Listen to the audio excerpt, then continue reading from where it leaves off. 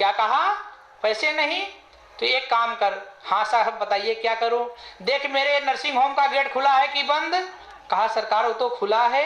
कहा सीधा बाहर हो जा, दोबारा अंदर। बोलो सतगुरु भगवान जय। भैया बेचारा निराश होकर के लौट आया। अब अपने पास पड़ोस में कहने लगा, भाई ऐसा है, इस नगर के जो विधायक जी हैं, अगर तुम उन्हें मेरे पास पहुंचा दो तो आप लोग भी जानते होंगे भैया उनके निधि का कुछ कोटा होता है। मैं जाकर के उनसे मिल करके और अपनी व्यथा सुनाऊंगा। अगर मेरे ऊपर दया कर देंगे तो ठीक है, नहीं तो जैसे परमात्मा की इच्छा होगी। वो बेचारा भैया जब पड़ोसियों से भैया राजा के भैया राजमहल का एड्रेस यानी पता पूछने लगा तो गांव वालों ने कहा, भाई पड़ोस वालों ने, अरे चल हट हट, तेरे लिए मेरे पास कोई समय नहीं है। क्यों? कि भाई बिगड़े भाई न बिगड़े बंधो, बिगड़े बैल नर जब लग रहा शरीर से ताजा लड़के कहीं हैं जोर से, जब शरीर से हो जाए हीन तो ये दिखाएं क्यों पूछे। दादा समझ में आई गया ना?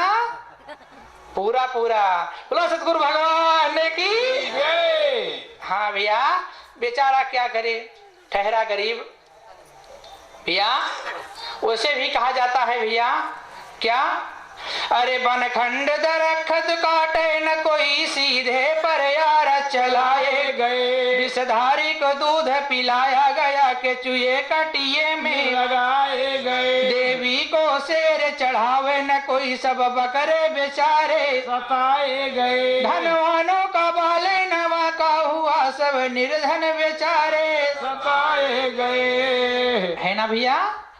लेकिन याद रखना प्रेमियों, अगर किसी निर्धन और गरीब की हाय लग जाएगी तो राजमहल को मिट्टी में मिलने में देर नहीं लगेगी।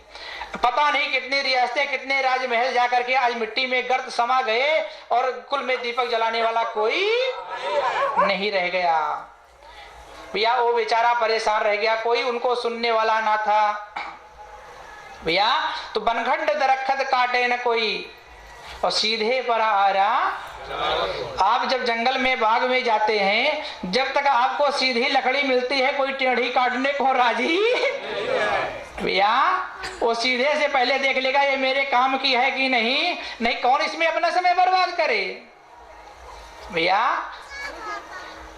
और देवी को शेर चढ़ावे न कोई, सब बकरे बेचारे। अरे अगर देवी को आप बलि चढ़ाना चाहते हैं तो शेर, देवी की सवारी शेर है ना, लेकिन शेर को चढ़ाने की हिम्मत किसी में है? नहीं। जोर से बोलो। नहीं। बकरा बेचारा सीधा समझकर कान पकड़ करके बलि का उसको बकरा बना करके वेदी पर चढ़ा दिया। और आगे विषधारी को दूध पिलाया गया, यानी जब नाग पंचमी का दिन आता है महोत्सव में हमारी माताएं बहनें जाकर के भैया जो बेमोर होता है जहां पर सांप रहते हैं, दूध का लावा और दूध का कटोरा भैया उनके बिल के सामने रखा जाता है कि सरकार हमें क्षमा कर देना, जीवन में कभी छूने की चेष्टा मत करना। लेकिन बेचारे जो केचुआ किसी से कोई मतलब उनको पकड़ करके कटिया में तोड़ करके लगा दिया। गल दे रहा हूं भैया। ठीक इसी प्रकार याद रखना भैया कि धनवानों का बाल न बाका हुआ, सब निर्धन बेचारे भैया। लेकिन एक निर्धन को सताएंगे आप तो कहां से कहां पहुंच जाएंगे। आपने अपने जीवन में एक नहीं हजारों को देखा होगा कि बनते बिगड़ते और जो है संसार में धक्के खाते हुए जिन्होंने निर्धन और गरीबों को सताया है। तो क्या हुआ, वो बेचारा भैया दिखाई तो पड़ नहीं रहा है, कभी इधर जा रहा है कभी भटक रहा है इधर उधर। इतने में क्या हुआ, एक महात्मा जी निकले हुए थे तीर्थ यात्रा के लिए, और जब देखा कि एक व्यक्ति कभी इधर जा रहा है कभी उधर जा रहा है, अगर इसे कहीं जाना होता तो अपनी मंजिल की ओर बढ़ता, इधर उधर क्यों टहल रहा है। भैया महात्मा जी उसके समीप आ गए। भैया क्यों आए? क्योंकि आप में और संतों में एक बहुत बड़ा अंतर होता है। कौन सा?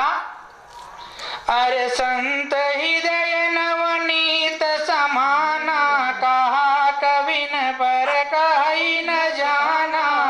और निज परिताप द्रवहि नवनीता, परहित द्रवहि सो संत पुनीता। भैया कि संत हृदय नवनीत समाना, नवनीत माने क्या होता है नहीं पता, मक्खन। संतों का जो हृदय होता है वो मक्खन के समान होता है। लेकिन कवियों ने वर्णन तो किया लेकिन उनसे भूल हो गई। क्या? मक्खन कब पिघलता है कि निज परिताप द्रवहि नवनीता, जब मक्खन पर निज परिताप, परिताप कहते हैं गर्मी को, जब मक्खन को गर्मी दी जाती है तब वो पिघलता है। हाँ, उस पर गर्मी लगती है तब। पड़ोस में चाहे भैया कोई आग लग जाए लेकिन वो मक्खन पिघलने वाला लेकिन संतों का हृदय रूपी मक्खन कैसे पिघलता है? अरे परहित द्रवहि सो संत पुनीता। भैया संतों का जो हृदय रूपी मक्खन होता है वो पराये के दुख को देख करके पिघल जाता है। यही मक्खन और संतों के हृदय में अंतर होता है। अब महात्मा जी आ गए उसके समीप में, कहा बेटा ये बता, मैं बहुत समय से देख रहा हूँ तो कभी इधर जा रहा है कभी उधर जा रहा है, अंततः ये बता बेटा तेरे को जाना कहाँ है? जलगांव। हाँ भैया ठीक है महाराज, बोलो सतगुरु भगवान। भैया तो कहा कि सरकार आप देख ही रहे हैं मेरे आंखों में मोतियाबिंद हो चला है, मेरे को दिखाई ना पड़ता है। कहा बेटा तो बोल मैं क्या करूं? कहा कि सरकार मैं ये चाहता हूं आप मेरे ऊपर दया और कृपा कीजिए और राजा के राजमहल तक हमें पहुंचा दीजिए। कहा कि चल बेटा इसमें कौन सी बड़ी बात है। उनका हाथ थाम लिया और लेकर के चले महल की ओर। और चलते चलते चलते चलते जब राजा के राजमहल के समीप पहुंच गए तो सूरदास से महात्मा जी बोल रहे हैं बेटा ऐसा है राजा साहब से तुम ऐसे इतनी आसानी से मिल नहीं पाओगे। क्यों? कि राजा साहब का जो राजमहल है वो 84 कोस में है। कितने में? 84। और एक ही दरवाजा है। तो बेटा ऐसा कर मुझे भी तीर्थ यात्रा पर निकलना है, मैं तेरे को दीवार यानी बाउंड्री पकड़ा देता हूँ, तुम इसी को पकड़ करके चलते रहना। चलते चलते चलते चलते आज नहीं तो कल, कल नहीं तो परसों, कभी ना कभी तुम्हें वह दरवाजा मिल जाएगा कि नहीं मिलेगा? अरे एक ही दरवाजा है तो कभी ना कभी तो मिलेगा। अब क्या हुआ भैया, महात्मा जी तो आगे बढ़ गए। अब वह सूरदास दीवार को पकड़ करके लगा चलने और चलते चलते चलते चलते जब वह द्वार के सन्मुख पहुंचा, जैसे हम आप भैया अपने द्वार पर 2-4 गमला रख दिया, कहीं कोई झाड़ लगा दिया यानी कोई झालर लगा दिया, सजावट करते हैं ना द्वार की। अरे वो तो राजा का दरबार था भैया, वहां सुंदर सुंदर फूल खिले हुए थे, क्यारियों में पंखे चल रहे थे और पंखों के द्वारा ठंडी ठंडी हवा वातावरण को सुगंधित और प्रफुल्लित कर रही थी भैया। और उनके मध्य में जब वो सुगंध पहुंचती है भैया तो चलते चलते उस अंधे की शरीर में क्या हो गई थी भैया, जैसे आप 2-4 दिन अगर स्नान ना करें तो क्या होती है पता है? खुजली है। तो भैया जब दरवाजे के सामने पहुंचा, ठंडी हवा लगी शरीर में, लगा दोनों हाथ से खुजलाने और आगे बढ़ गया, दरवाजा उससे छूट गया। लो सतगुरु भगवान की जय। लगा फिर से वो चक्कर लगाने, चक्कर लगाते लगाते लगाते लगाते जब फिर वह पहुंचता है कहाँ? द्वार के सामने। ठंडी हवा फिर लगती शरीर में, लगता दोनों हाथ से खुजलाने और आगे बढ़ जाता, दरवाजा उससे छूट जाता। क्या हुआ? बहुत दिनों तक ऐसा चलता रहा। जब महात्मा जी तीर्थ यात्रा के भ्रमण से निकले लौटे, उनकी नजर पड़ती है उस अंधे के ऊपर। अरे कहा ये तो वही सूरदास जिसको मैंने रास्ता दिखाया था। तो बोलते हैं बेटा ये बता सूरदास, क्या अभी तक तुम्हें दरवाजा नहीं मिला राजा साहब का? अरे सरकार, चलते चलते मेरे पांव थक गए, लेकिन आज तक हमें दरवाजा नसीब नहीं हुआ। भैया तो अंततः क्या होता है, इतने पर महात्मा जी बोल पड़े, सावधान सावधान हो जाना सूरदास। कहा महाराज क्यों? तुम इस समय ठीक दरवाजे के सामने पहुंच चुके हो। जैसे इतना कहा महात्मा जी ने, और यह ठंडी हवा लगती शरीर में, लगे दोनों हाथ से खुजलाने। महात्मा जी ने कहा खबरदार, एक हाथ से अपनी खाज को खुजला और दूसरे से दीवार पकड़े रहो। बेटा तेरी खुजली भी शांत हो जाएगी, तुम्हें दरवाजा भी मिल जाएगा। भैया और ऐसा ही किया, जा करके एक हाथ से खुजलाया, दूसरे से जब दीवार को पकड़े रहा तो दरवाजा उसे मिल गया, और दरवाजे के द्वारा वो भीतर गया और महाराज से अपनी आप बीती सुनाई। सरकार मैं बहुत दिनहीन, आप मुझ दास पर कृपा कीजिए, अनुग्रह कीजिए, क्योंकि आपके सिवा अब मेरे संसार में कोई दूसरा सहायक नहीं है। तो भैया उस दिन पर, उस अंधे पर भैया महाराज को दया और भैया करुणा हो आई, और हकीमों के द्वारा उसकी आंखों का मोतियाबिंद ठीक करवा दिया।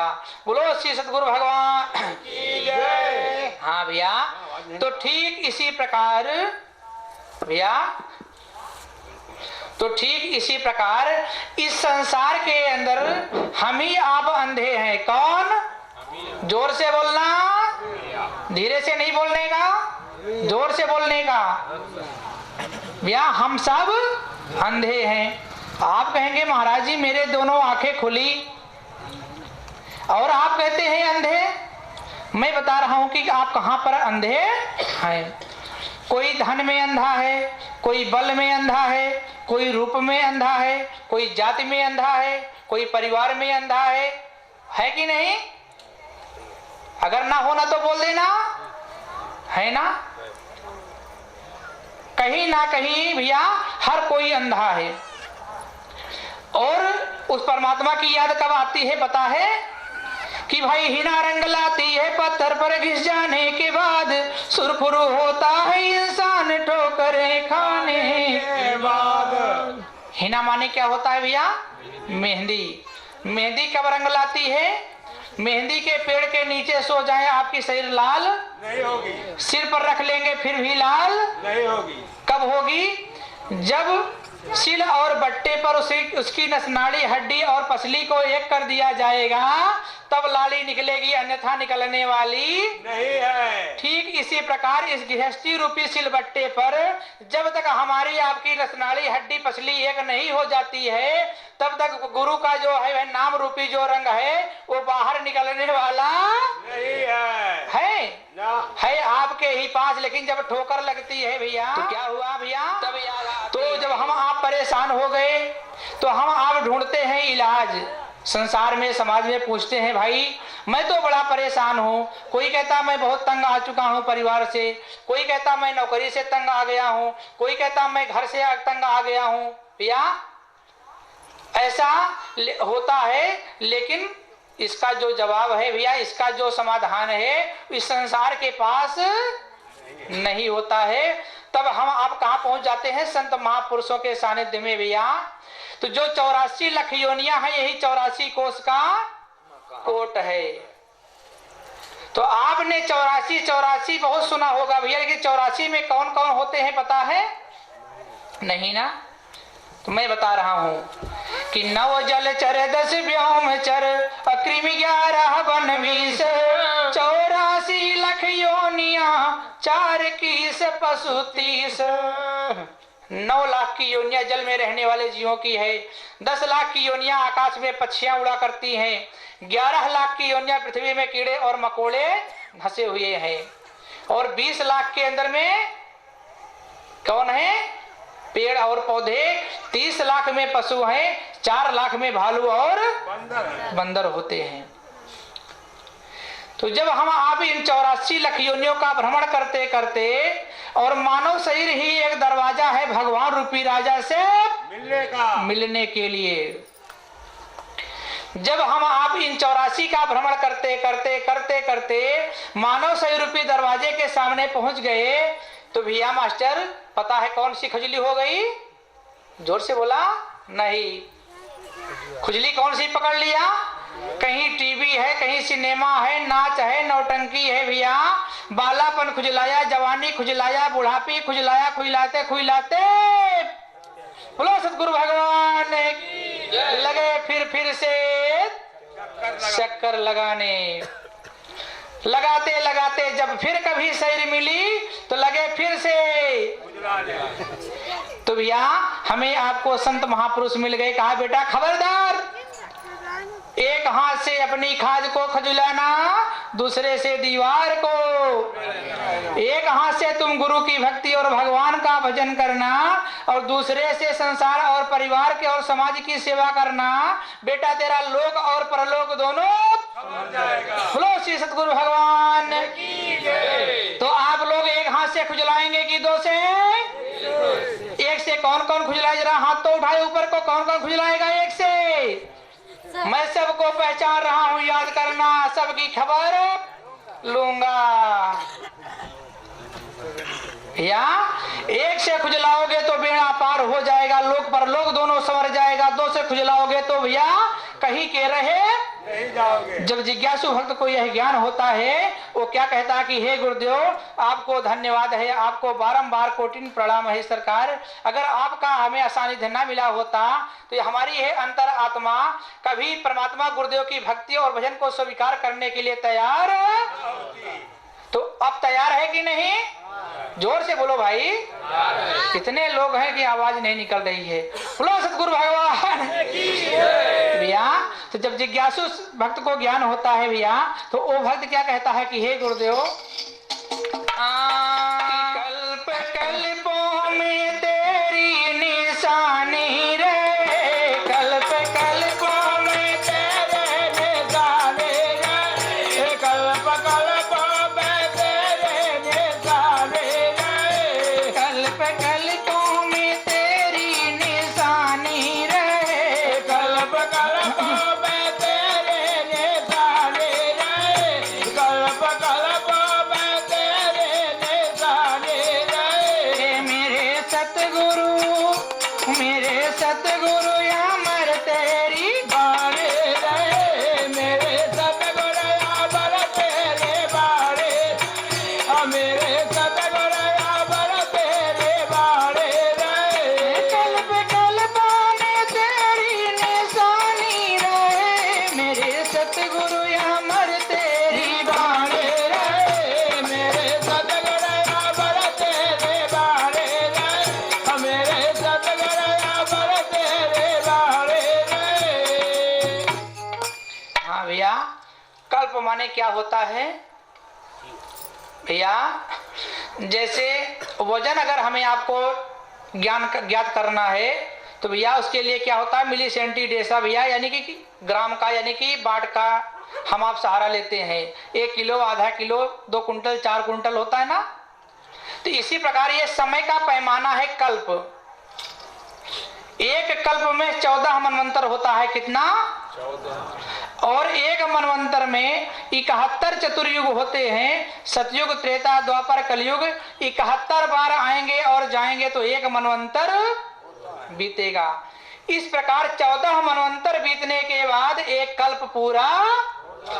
तो जिज्ञासु भक्त कहता है सरकार मैं बहुत दिनों से अज्ञानता में और 84 का मैं चक्कर लगा रहा था, तो सरकार आपने मुझे जगा दिया और युग युगांतर नहीं यद्यपि कल्प कल्पांतर तक आपका नाम निशान संसार में चलता रहेगा, कोई मिटाने वाला नहीं है।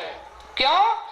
कि हे गुरुदेव आपने क्या किया मुझे कि 184 से मुझको बचा लिया, 184 से मुझको बचा लिया, 184 से मुझको बचा लिया, 184 से मुझको बचा लिया, 184 से मुझको बचा लिया, 184 से मुझको बचा लिया। भक्तों के घट में ज्योति जला ही दी